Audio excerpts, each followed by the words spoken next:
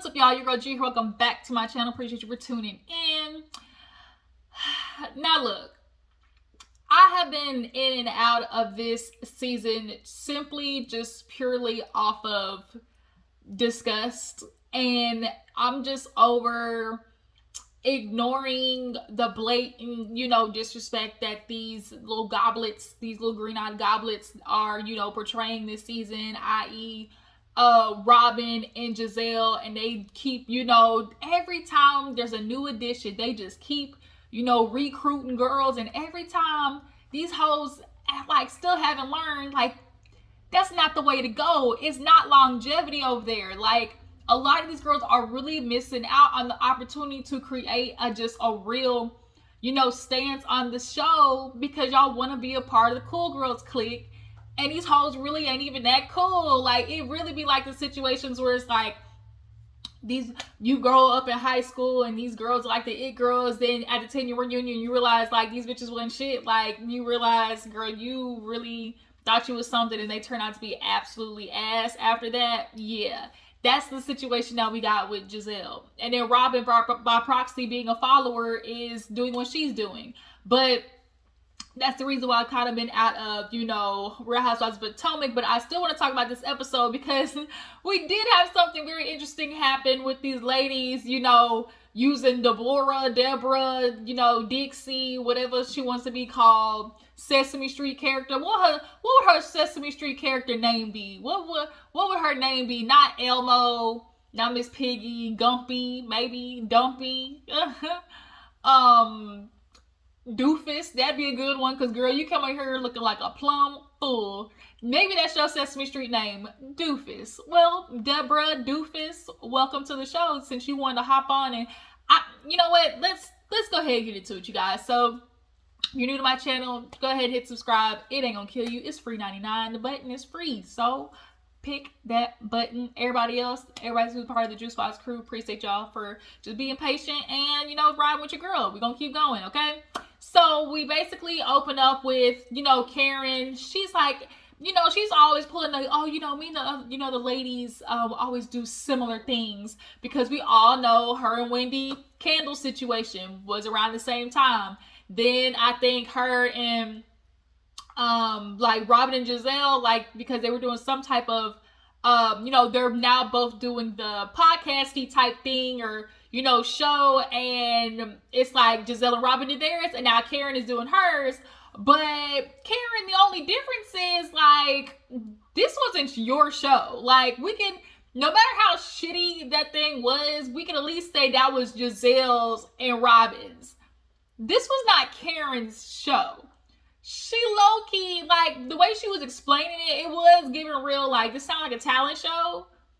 But, okay, I didn't, if it was a guest and things, it was just a hodgepodge. And low-key Karen really got over. The way they called Karen out with that little timer that they did at the end of the episode, showing how much time everybody else performed and how much time Karen actually performed. And in a 75-minute show, you only up there for 20 minutes? Karen, cut the bull. But her and Ray going through, then Matt, he's still hanging around. She's like, oh, but be clear, they were like, oh, did Matt get this show for you? She was like, oh, was it his idea? She was like, no, but be clear, he is the producer or whatever, or something like that. And so Matt, he just been hanging around. It just seems like Matt, she done found her little white boy minion, and he gonna stick around, okay? Karen and Ray, Ray's getting older, and he was like, is this the grinder? The grinder, is this gonna turn into the grinder event? Is this underground? No, grinder is not underground, Ray. It's very much up top, in front. Shoot, some of your little old ass homies might be on it and you don't even know. But, Karen and Ray, their situation is peculiar. We know what it is. Women, as they get older, they hit a sexual prime that's different than what, 60, 70, 80-year-old men can hit and keep up with. Karen, got her body snatched, body yaddy yaddy, is up and moving around. She looking for some thangins to be thangin', like Bolo thangin', and Ray ain't got no thangin'.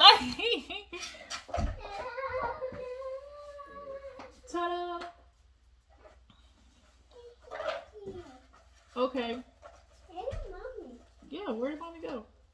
Sorry, y'all, I'm back. But nonetheless, y'all, what I'm trying to get at is Karen need that back blown out, and Ray ain't blowing nothing out but his left ankle. If he slipped down the stairs just one little inch to the left the wrong way, and Ray blow all his ankle out. So you think he really gonna be able to bend it over, smack it up, flip it, rub it down for Karen?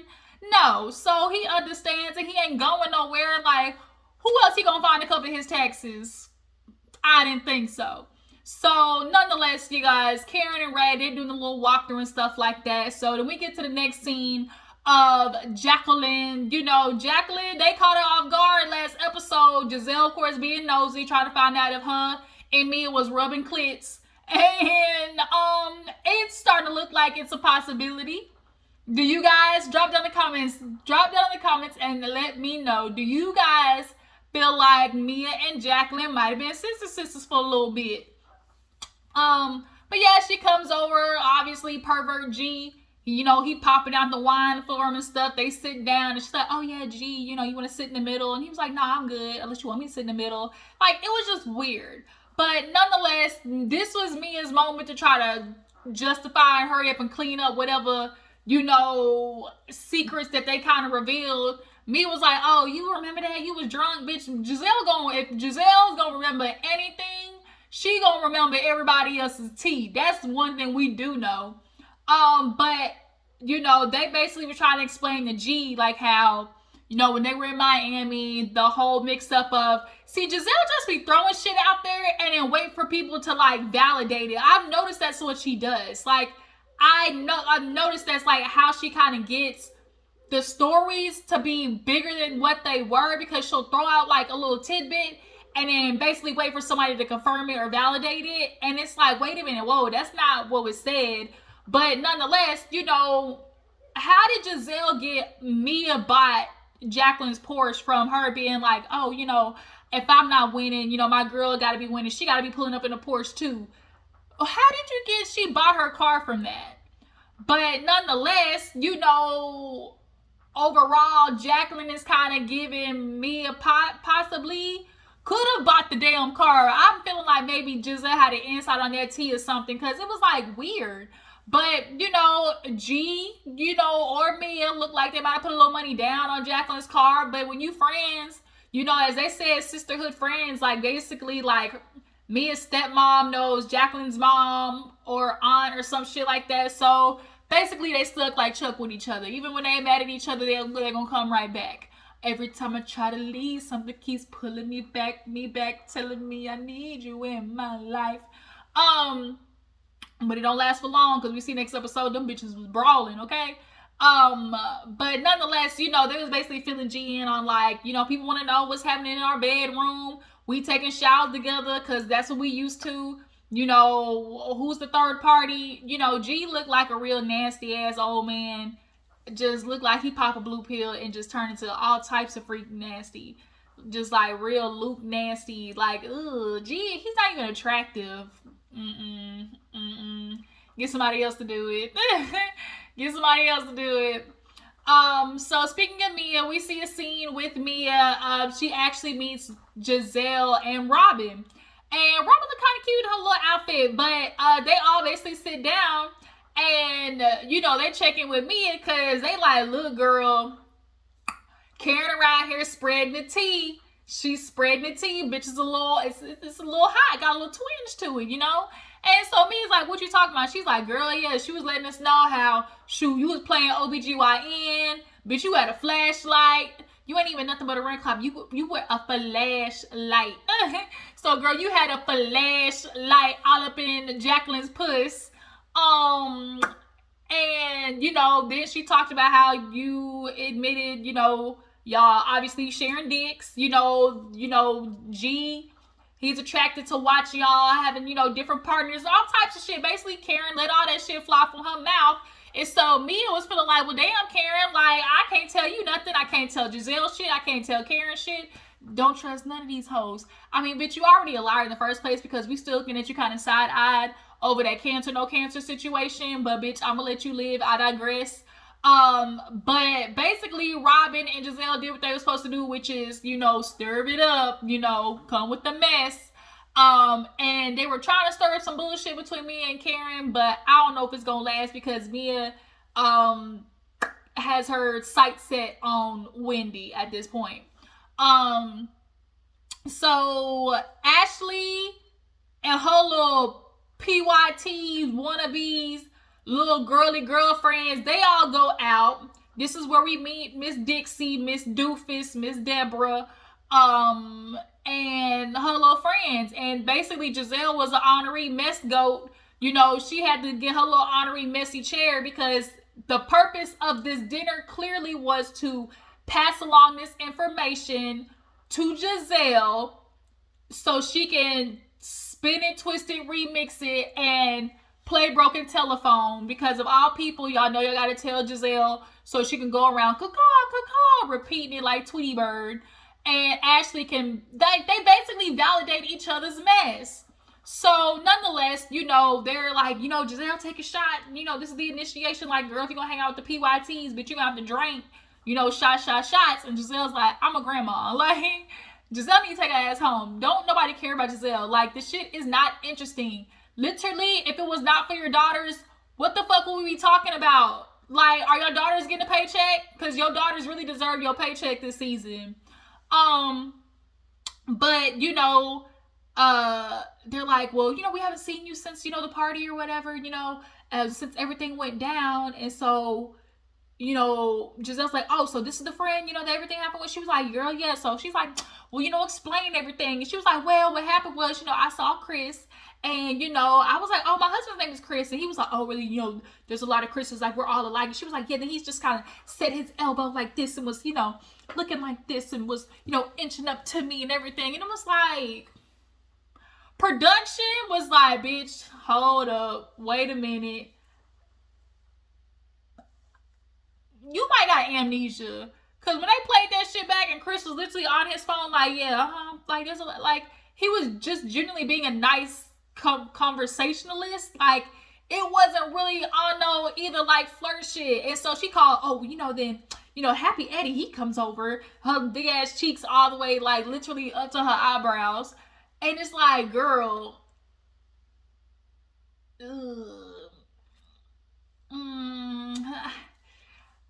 wonder what Ashley told her to get her to do this. That's what I want to know. What did Ashley tell Deborah to get her to do this? That's what I want to know. What did she tell her was going to be the process? What did she tell her she was going to get out of this? I just want to know what it was. What the fuck lie did Ashley tell to get Deborah to come on here and make a fool of herself as a married woman? Married, okay? That one girl though over there was cute. And see, I would be more interested in not fuck Deborah. What's the other black girl and the white girl who was like, oh, I've been friends with Ashley for like 12 years. Like, that's the type of friend we need to know, because bitch, she know all the secrets. She know the real tea. Like, she's known Ashley for this long, so she probably know a different type of Ashley, that's more gutter, like her mama Sherry under the bridge gutter, and her mama named Sherry, something like that. Nonetheless, they all was in cahoots with Giselle trying to, pass along this information, and Ashley's pulling the, oh, well, I just, I wouldn't feel like a good person knowing this information. I just feel like it's not genuine for me to be in her face knowing that this is, something that happened behind her back. And it's like, girl, you don't give a fuck about Candace.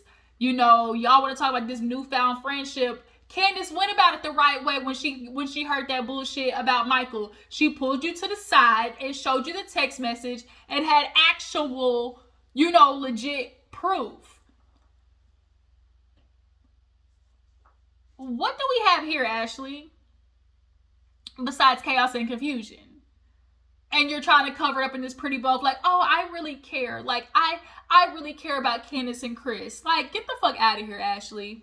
And finally, actually, when they were talking about Wendy too, Wendy, she was over there talking to Eddie like, girl, I had Ashley come sit with me the other day. You know, I guess Ashley got herself trying to fill Wendy in on the Happy Eddie situation. And so she's telling Wendy, yeah, you know, the girl was like, yeah, I guess he was just real smiley. So Eddie's like, shit, I can't even smile no more. Like, damn, I can't even smile. And we've seen Eddie and Chris be genuinely just conversational, happy guys when they walk in the room. And y'all really are trying to take that and twist it into they was flirting with me and they wanted my draws.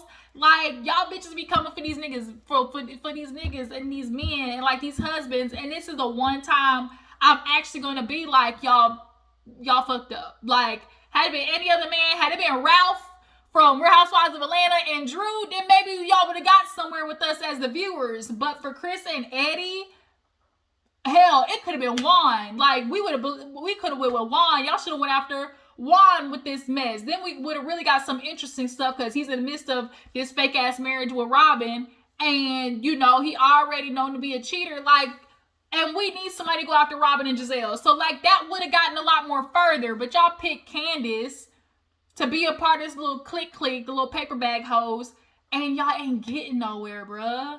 Like, it's so stupid what we're watching this season. But yeah, Ashley got herself trying to fill in Wendy, and Eddie's just kind of like, okay. Even Wendy was like, man, my husband is nice. Yeah, I get it. You know, but don't nobody give a damn. I ain't worried about no other bitch. So it's the day of Karen's like little show or whatever, and all the women that showed up like, do you still know what this is? Everybody's asking the same questions like, do you know what this is? Like, is this Karen's show? Like, did Karen tell you what this is? Everybody get there and it's the same thing, confusion, because it's like, where are we seeing Karen come in?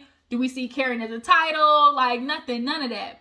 So they're all sitting down and Karen does the introduction and that's it. Then all of a sudden we see from a comedian to a drag queen to, you know, a little open panel where people are asking questions. So Mia called herself getting up, like, asking a messy question. Well, what do you do if you tell a friend the information and they run and tell other girls? And Karen basically gave her the, like, hey, bitch, sit down. Don't you try it. She kind of low-key, she answered the question, but didn't answer the question. But basically put Mia on, like, okay, bitch, sit back down. Don't you try it. But in the midst of that happening, of course, we got the lady sitting down, and Candace is over there by Mia, and we see Deborah, Ashley, all of them, and so they're just kind of like talking at the end of the table, and Robin's down there too. And here's where we see Robin doing the fake shit, flip-floppy, and nonetheless, you know, as they're talking, Mia looks at Candace and like, oh, I think that's the girl, like, oh, and Candace like, oh, this bitch. Malibu's Most Wanted, y'all. Malibu's Most Wanted, a black classic. And he was like, oh, you the bitch from the club. Like, that's what Candace looked at, like, oh, you that bitch from the club. Like, oh, you the bitch who trying to talk about my man. Yes, that one. Ashley really thought she was going to get Deborah her moment, her little 15 minutes, because she just so badly wanted her to talk to Candace. Yeah, you're just going to have to talk to Candace. You're going to have to talk to Candace. Ashley going over there, and Deborah, oh, can I speak to you? No. No, ma'am. No. I would not be entertaining this Sesame Street character. Nope. She would not get any of my time. Keep that bitch away from me with the hard B, capital B. Keep that bitch ass white, doofus ass Sesame Street character away from me. Here go Ashley with the, well, Candace, why don't you want to talk to my friend? Why don't you want to talk to my friend? Like, you're not going to invalidate her. How are you just trying to be so dismissive of her story? Because, girl, your story is shit. Giselle's story is shit. Like, y'all really trying to blame this man on shit that could really affect his life, for one. Two, Giselle, you already snitched on yourself talking about the man didn't do nothing to you to make you feel uncomfortable. You just were in an uncomfortable situation. So why couldn't it just be that? Why is it that Chris now needs to apologize for some shit that you admitted that wasn't even on him? You see how that shit worked? And then Robin, your little dumb, blind ass, deaf, dumb, and blind, want to sit there and follow Giselle over this cliff. Like, bitch, both y'all need to get fired. Honestly, if I had to pick which one to go first, it would be Giselle, because I want to see what Robin would be like on her own around these ladies. Like, I really want to see that, because we do see Robin has, different personalities around these ladies when she is like away from Giselle versus with her. That's just what the truth is. But nonetheless, we in an episode with Karen getting done. I just want to thank everybody for coming. And they put the little counter down the corner. Bitch, Karen, you was on that stage for 25 minutes. What the fuck? What the fuck? You ain't slick, Karen. Bitch, you was not slick. And I guess next week they getting ready to go somewhere or whatever. But Candace said, don't you fuck with me. I'm not doing this. Fuck you hoes. And I'm ready for the reunion. It's time to lay all these hoes out. You, Candace and Wendy, lay all them bitches bare. No remorse. Everything that's in our arsenal, throw it out there. Point blank, period. But yeah, you guys, I watched that episode maybe like 1.5 times. So if I miss anything, I apologize. But overall, y'all just tell me what you feel about Real Housewives of Potomac. What do you want them to change? Who are you feeling this season? Who are you not? What do you guys feel about Ashley trying to bring Deborah on? What do you guys think that she told her to convince her to come on? And do you guys feel like Deborah regrets doing this? Y'all feel like she regret doing this? I wonder if they're gonna give her a little section at the reunion. We gonna see. But yeah, you guys, make sure to follow me on Instagram and Twitter, and I will catch you guys later. Deuces.